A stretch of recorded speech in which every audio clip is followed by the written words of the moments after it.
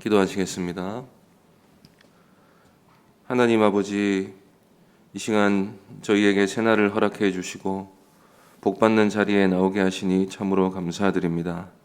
우리의 마음을 깨끗하게 씻어주시고 하나님의 선하신 얼굴을 들어서 우리에게 비추어 주옵소서. 주 예수 그리스도의 이름으로 기도하옵나이다. 아멘. 찬송가 70장 찬양하겠습니다. 찬송가 70장입니다. 찬송가 70장 함께 찬송하겠습니다. 피난처 있으니 환난을 당한 자 이리 오라. 땅들이 변하고 물결이 일어나 산 위에 넘치되 두렵지 않네.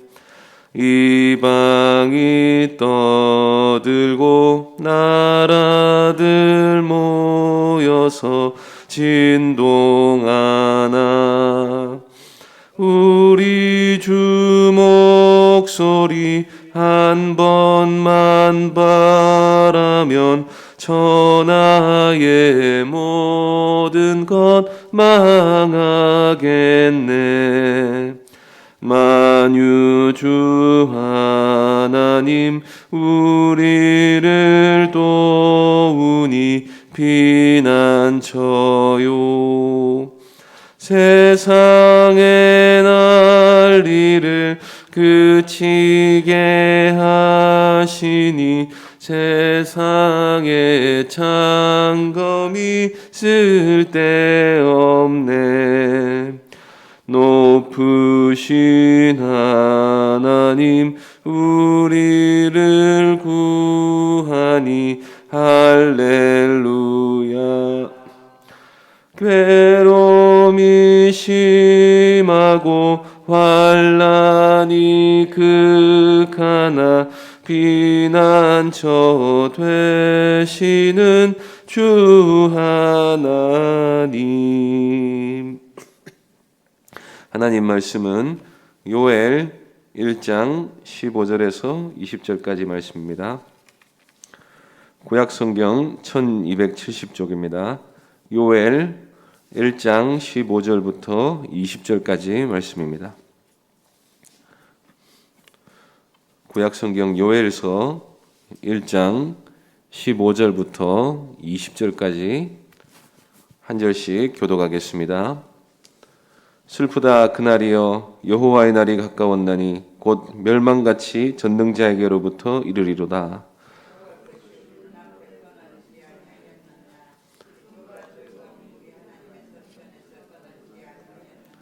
씨가 흙덩이 아래에서 썩어졌고 창고가 비었고 곡간이 무너졌으니 이는 곡식이 시들었음이로다.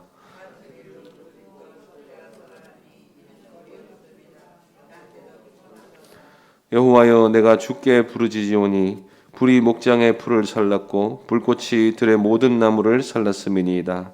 들짐승도 주를 향하여 헐떡거리오니 시내가 다 말랐고 들의 풀이 불에 탔음이니이다. 아멘. 이 시간 내가 주께 부르짖으오니 라는 제목으로 하나님 말씀 전하겠습니다. 코로나19 바이러스가 전 세계를 강타하기 시작할 때 코로나 바이러스와 그리스도라는 책이 나왔습니다. 미국의 존 파이퍼 목사님이라는 분이 쓰신 책인데, 이 책에서 존 파이퍼는 코로나 바이러스로 인한 팬데믹이 우연히 발생한 일이 아니라 하나님의 주권적인 섭리 아래에서 일어난 일이라는 사실을 강조합니다. 세상에 우연은 없으며 자연 만물을 하나님이 다스리신다 하는 믿음이 있으면 당연히 내릴 수밖에 없는 결론입니다. 코로나 바이러스가 어떤 경로를 통해서 발생했든 간에 그것을 허용하신 분이 하나님이십니다. 심지어 강하게는 하나님이 코로나 바이러스를 보내셨다고 말할 수도 있습니다. 하나님이 만드신 세상에서 특히 인간 역사 가운데서 하나님 모르게 일어나는 일은 있을 수 없기 때문입니다. 존 파이퍼는 이 책에서 우리가 그럼에도 불구하고 하나님은 선하고 의로우신 분이라는 사실을 우리가 결코 잊지 말아야 한다고 말씀합니다. 코로나 바이러스를 허용하시고 세계를 고통으로 몰아넣으시고 심지어 그 때문에 어떤 사람을 죽음에 이르게도 하신 하나님은 의로우신 분이십니다. 하나님은 의로우시며 하시는 모든 일에 아무런 불의가 없으십니다. 코로나 바이러스를 통해 하나님이 세우고자 하시는 의가 무엇인지를 우리가 다 알 수는 없습니다.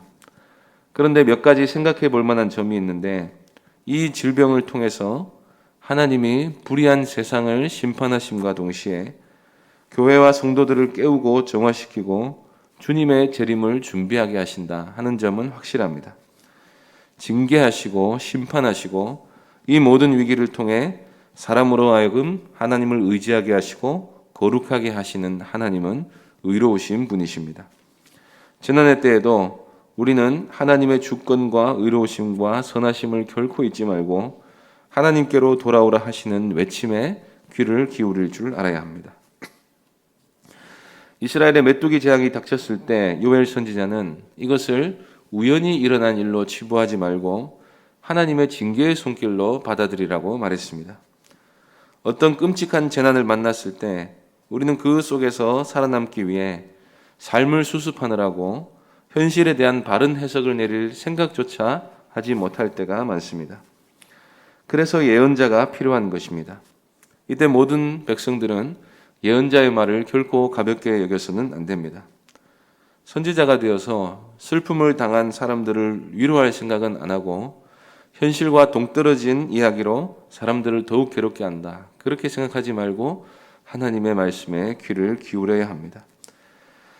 요엘 선지자의 말은 신학적으로 옳은 말입니다. 특히 이스라엘에 일어난 재난은 시내산 언약과 분명히 연관이 있기 때문에 더욱 옳은 말이 됩니다. 하나님이 메뚜기 떼를 보내셨습니다. 하나님이 이스라엘의 즐거움을 가져가 버렸습니다. 코로나 바이러스와 그리스도라는 책에서 존 파이퍼는 지금은 우리가 하나님을 감상적으로 생각할 때가 아니다라는 말을 합니다.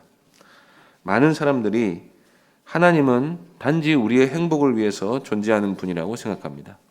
슬플 때 위로해 주시고 질병을 고쳐주시고 위기를 극복하게 해주시고 철저하게 나의 등 뒤에서 나를 도우시는 분이시다, 그렇게만 생각을 합니다. 어떤 사람은 하나님은 자신에게 단 한 번도 화를 낸 적이 없으시다 라고 말하기도 하고 언제나 우리 귀에 달콤한 말씀만 하신다는 식으로 말하기도 합니다.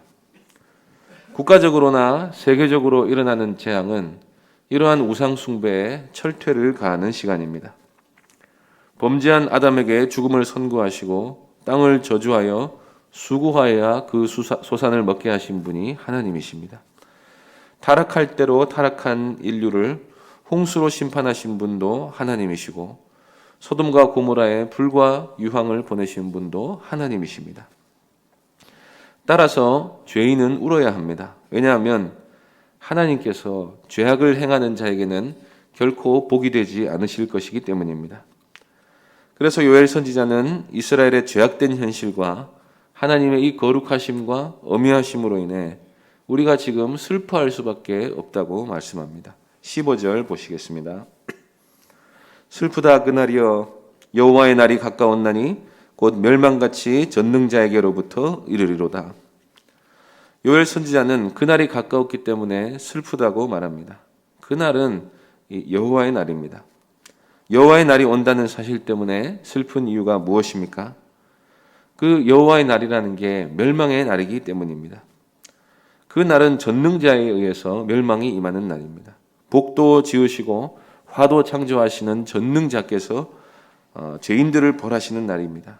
그러니 그날을 피할 수 없으니까 그날이 임박했다는 사실을 안다면 우리가 진정으로 슬퍼할 수밖에 없습니다. 세상 사람들이 자신들이 죽은 뒤에 지옥에 가게 된다 하는 사실을 분명히 알게 되었다 하면 이 세상이 어떻게 되겠습니까? 사람들이 학교는 가겠습니까? 맛집은 다니고 여행을 다니겠습니까? 절망 속에서 부르짖거나 살인 강도로 변하거나 아니면 가진 모든 소유를 주어서라도 그곳에만큼은 가지 않으려고 악을 쓰거나 하면서 온 세상이 큰 혼란에 빠지게 될 것입니다. 요엘 선지자는 지금 현재 닥친 메뚜기 재앙이 곧 여호와의 날이다, 그렇게 말하고 있지 않습니다. 그런데 이런 대규모의 재앙이 일어났다는 사실은 이스라엘의 죄의 수위가 가득 찼음을 말하고 있는 것입니다. 그러면 메뚜기 재앙이 가리키는 바는 현실의 고통도 되지만 앞으로 더 큰 심판, 곧 최후의 심판이 있을 것임을 예고하는 것도 됩니다. 먹을 것이 눈앞에서 끊어졌습니다. 성전에서 누리는 기쁨과 즐거움도 사라졌습니다. 메뚜기 재앙과 더불어 기근도 겹쳤습니다. 그 와중에 들에 불이 나서 겨우 남은 풀까지 다 불살라 버렸습니다. 살면서 한두 번 겪을까 말까한 재앙이 겹쳐서 일어났다는 것은 이 재앙이 어떤 메시지를 주고 있음을 분명히 보여주고 있는 것입니다. 설상가상은 그 자체로 하나의 메시지입니다. 기근으로 인해 곡식 창고가 비었습니다. 비가 오지 않으니 씨를 심어도 씨가 흙덩이 속에서 썩어버리고 싹이 나지를 않습니다. 사람뿐 아니라 가축대들도 먹을 것이 없어서 고통 속에서 울부짖고 있습니다.